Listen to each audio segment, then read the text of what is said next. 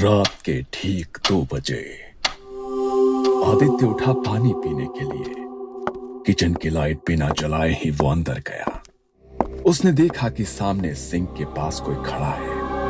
लाल कपड़े, खुले बाल, पीठ उसकी तरफ। उसने कांपते हुए कहा, संजना। जैसे ही उसने गर्दन घुमाई वो संजना थी, उसकी मरी हुई बीवी। आज सुबह ही उसका अंतिम संस्कार हुआ था। यह पहली बार था जब आदित्य को समझ आया कि मृत्यु का मतलब ये नहीं कि कोई चला गया। कुछ लोग रुक जाते हैं क्योंकि मोह उन्हें बांध लेता है। स्थान देवगढ़, एक छोटा लेकिन शांति पहाड़ी कस्बा जहां हर आवाज जंगलों में गूंजती है।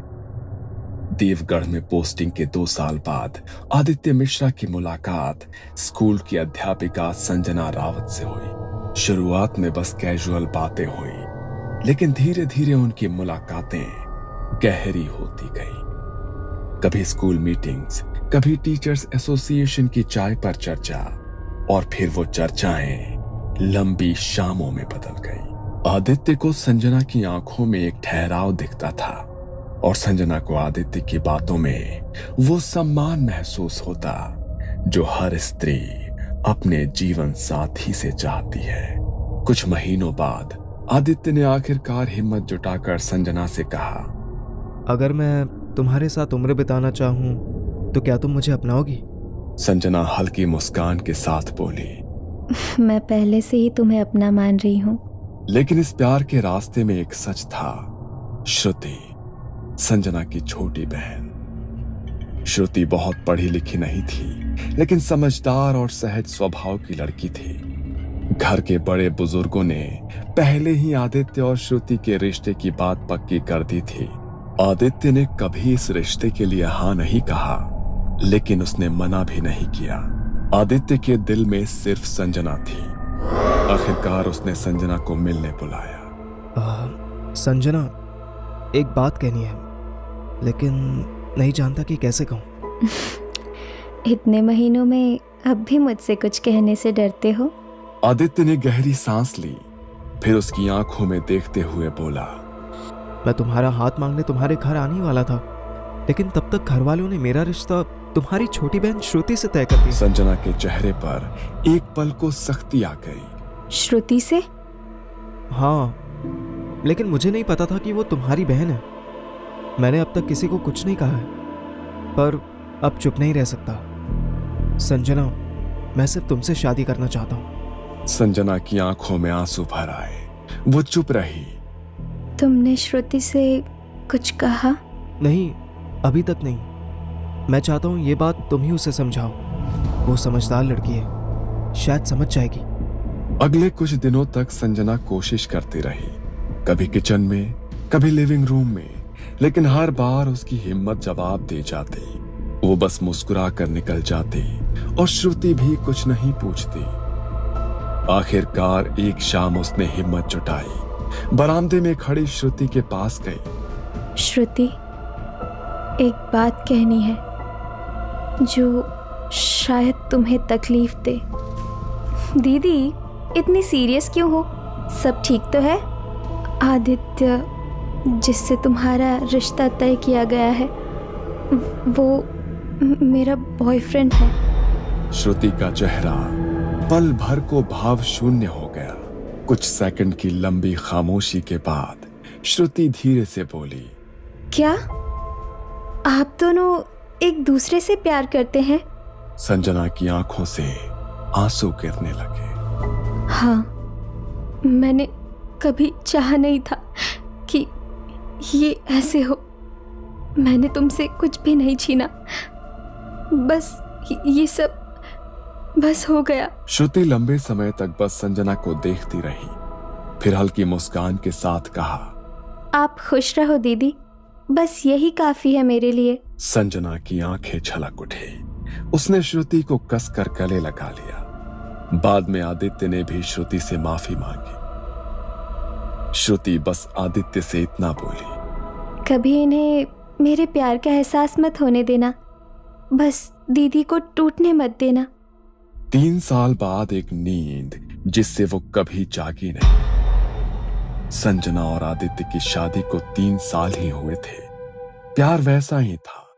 रोज सुबह आदित्य चाय बनाता, संजना बालों में फूल लगाकर उसे तंग करती और रात को दोनों एक साथ बैठकर पुरानी बातें करते। पर सब कुछ एक रात में बदल गया। एक रात संजना ने कहा, दिल भारी सा लग रहा है आज, कुछ ठीक नहीं लग रहा। अचानक सीने में दर्द उठा। अस्पताल ले जाया गया, पर डॉक्टर ने सिर झुका लिया। Heart failure. उस रात आदित्य की दुनिया बदल गई। उसके दिल की धड़कन रुक गई। गांव के शमशान घाट में अगली सुबह संजना का अंतिम संस्कार किया गया। संजना को शादी के जोड़े में विदा कर दिया। उसका चेहरा शांत था, लेकिन उसकी आंखें खुली थीं। पंडित ने कई बार मंत्र पढ़े, लकड़ियां डाली और आदित्य ने अग्नि दी।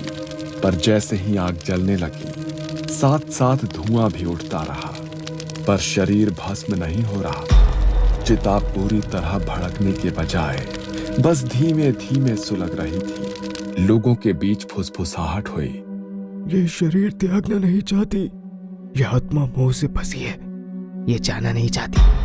आदित्य ने यह सुना, लेकिन उसकी हालत ऐसी थी कि शब्द उसके कानों में घुलते ही खो गए।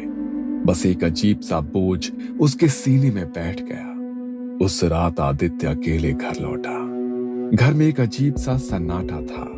बीच रात वो किचन में पानी लेने गया। खिड़की से आती चांद की रोशनी में उसने यही देखा कि वो खड़ी थी। लाल साड़ी, खुले बाल, हाथों में वही चूड़ियां, चेहरा अधभरा धुंध में, लेकिन वो पहचान गया। आदित्य का गला सूख गया। संजना?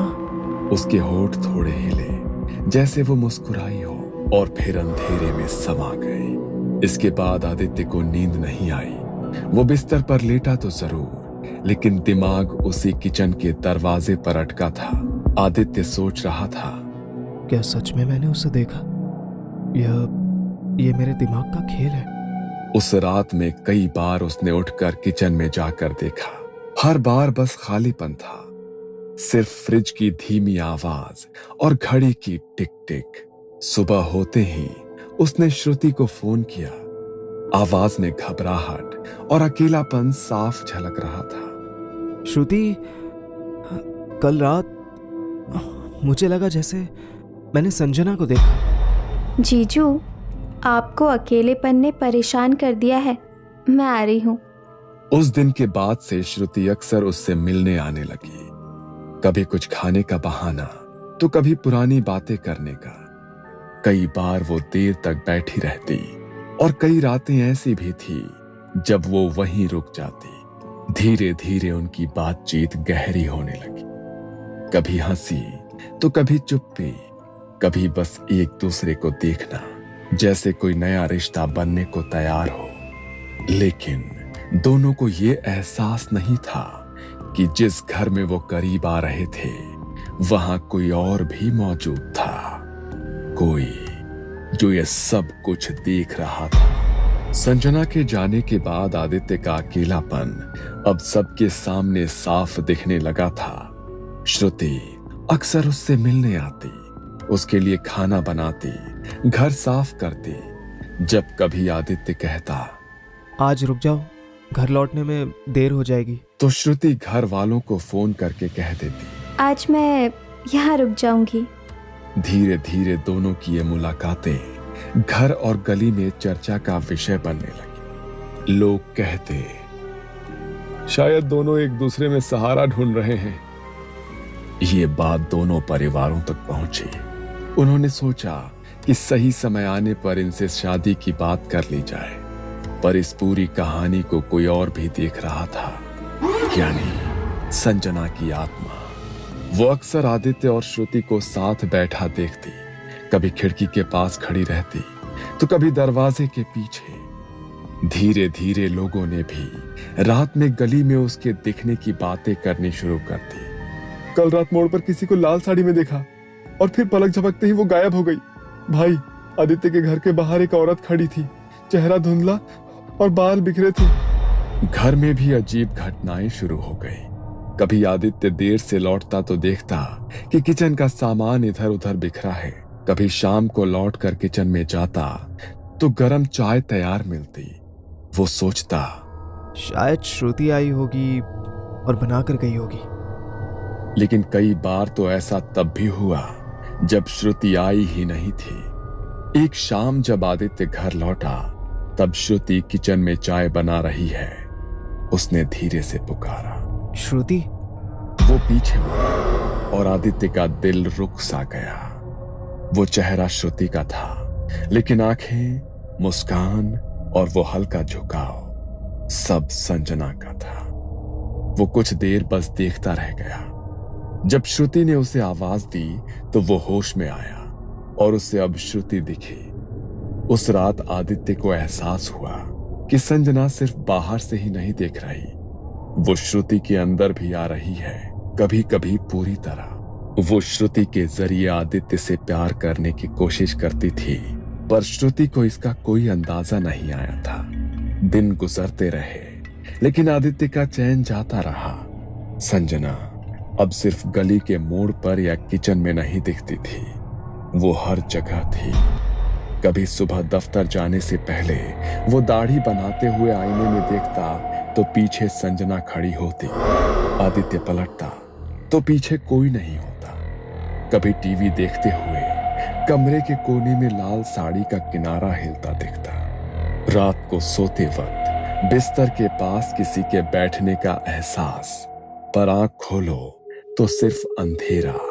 और सबसे खौफनाक, कभी कभी आधी रात को नींद खुलती तो उसे महसूस होता कि कोई उसके सीने पर बैठा है। ठंडी सांस उसके चेहरे पर आ रही है और फिर धीरे धीरे वो वजन हल्का हो जाता। आदित्य को धीरे धीरे समझ आने लगा कि संजना अब सिर्फ बाहर नहीं है, वो श्रुति के अंदर भी आती है।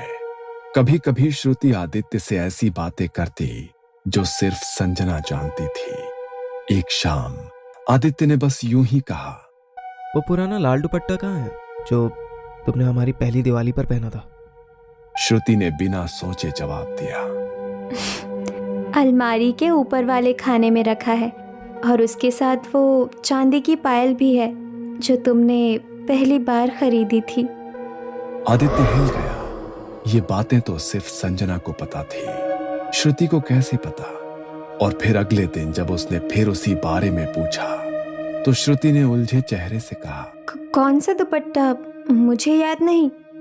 उसकी आंखों में उस वक्त सिर्फ मासूमियत थी। यानी कल रात जो जवाब दे रही थी वो श्रुति नहीं संजना थी?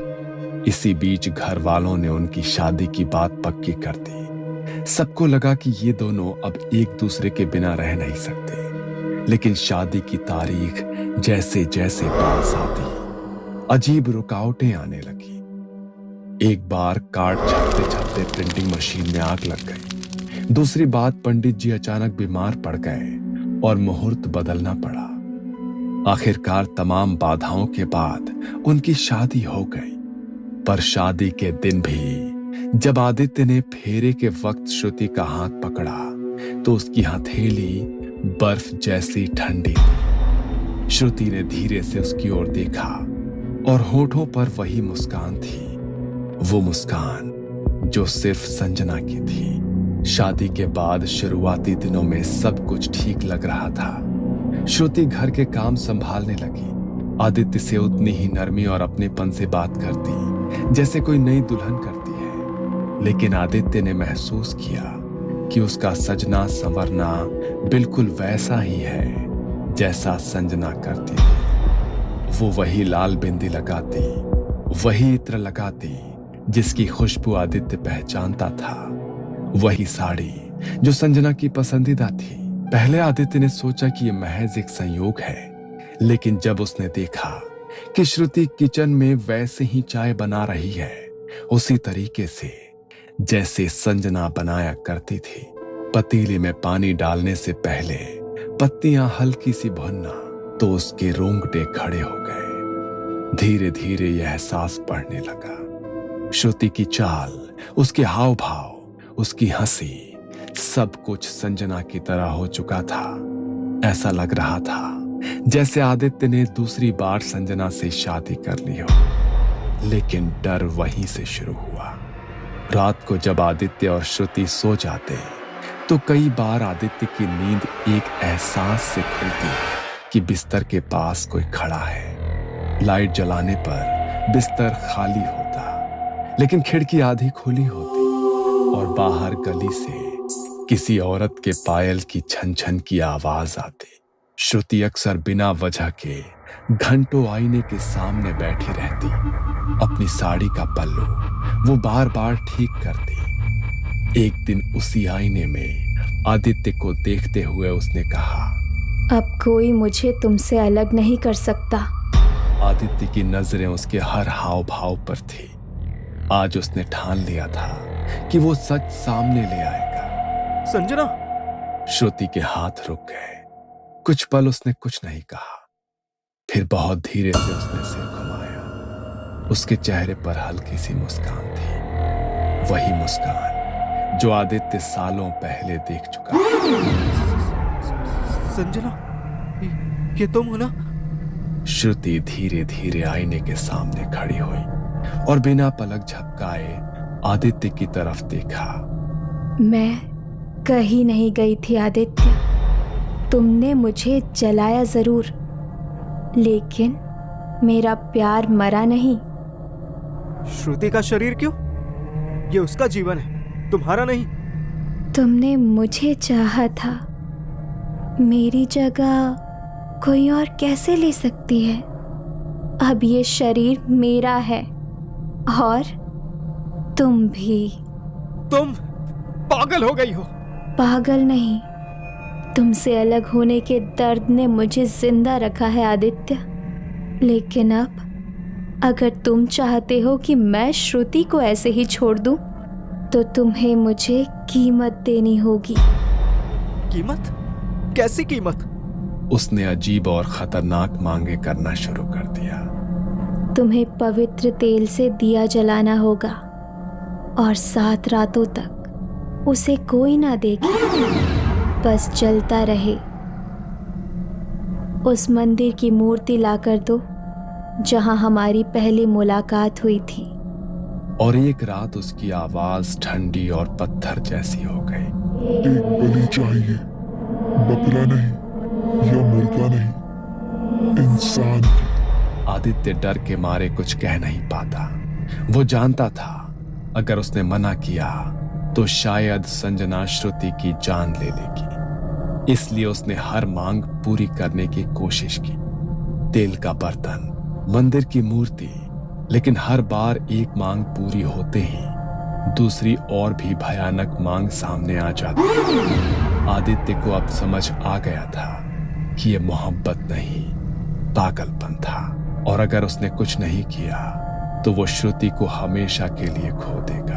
आदित्य अब टूट चुका था। संजना की आत्मा की अजीब और खतरनाक मांगे, श्रुति का बदलता स्वभाव और अब श्रुति का गर्भवती होना, सब मिलकर उसे अंदर से तोड़ रहे थे।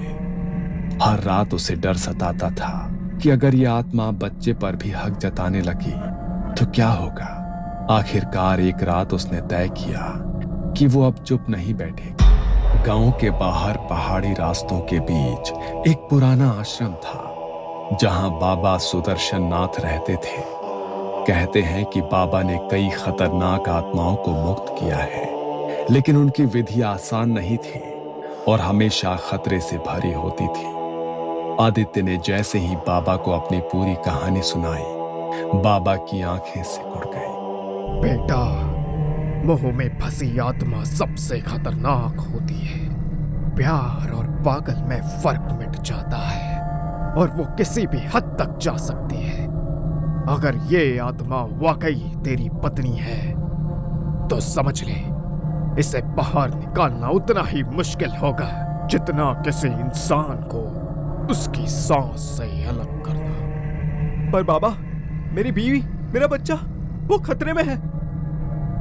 ये काम आसान नहीं है, इसमें जान भी जा सकती है।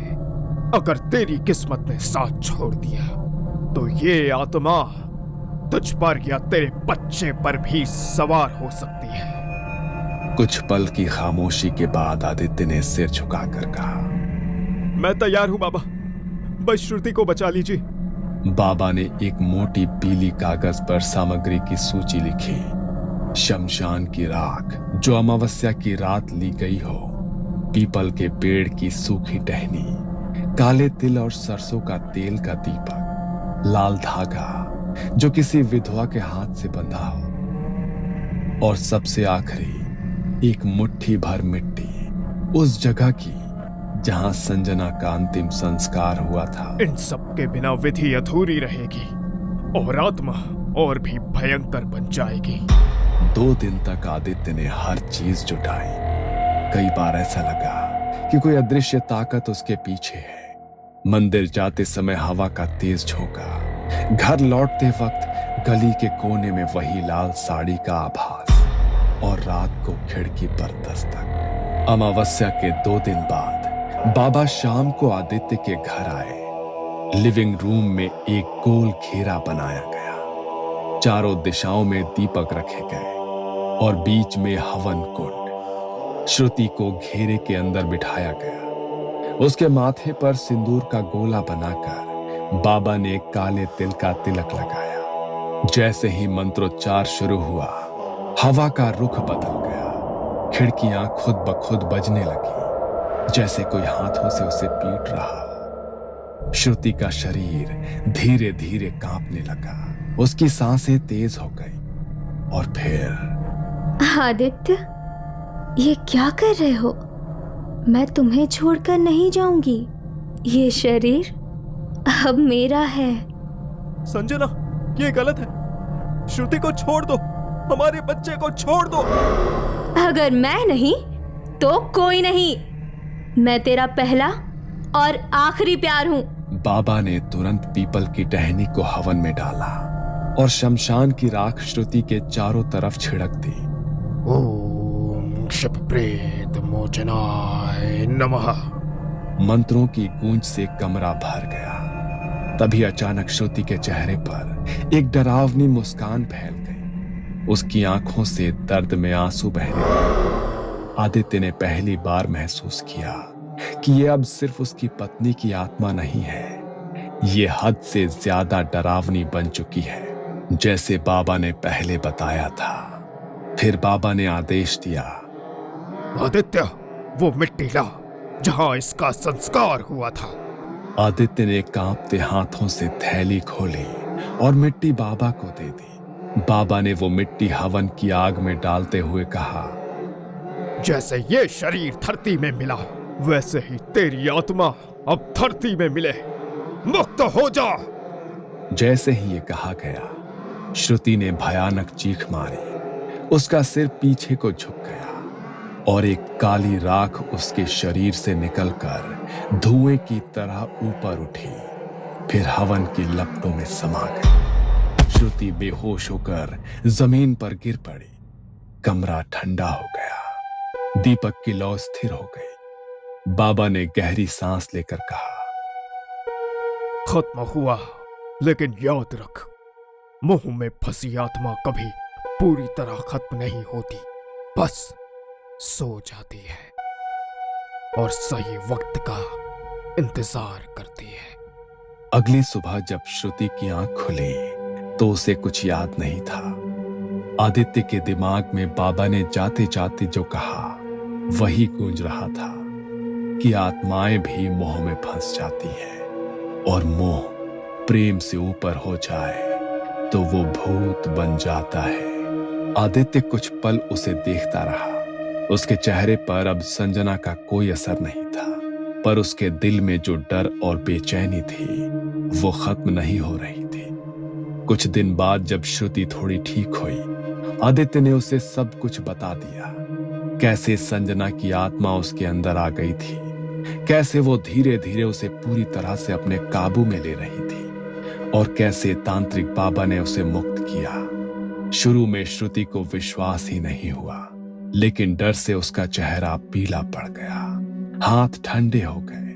मतलब दीदी, मेरे अंदर उसकी आवाज कांप रही थी। आदित्य ने सिर हिलाया और वो एक पल के लिए उसके सीने से लगकर फूट फूट कर रो पड़ी। एक शाम आदित्य ने दोनों परिवारों को बुलाकर सब कुछ साफ साफ बता दिया।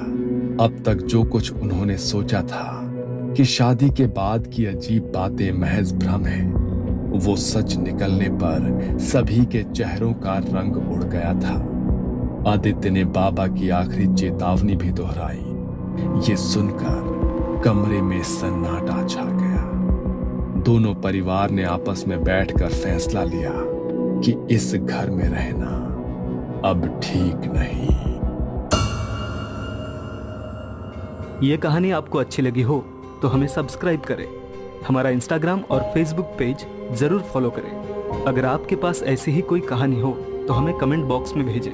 हम कोशिश करेंगे कि अगली एनिमेटेड स्टोरी आपकी होगी।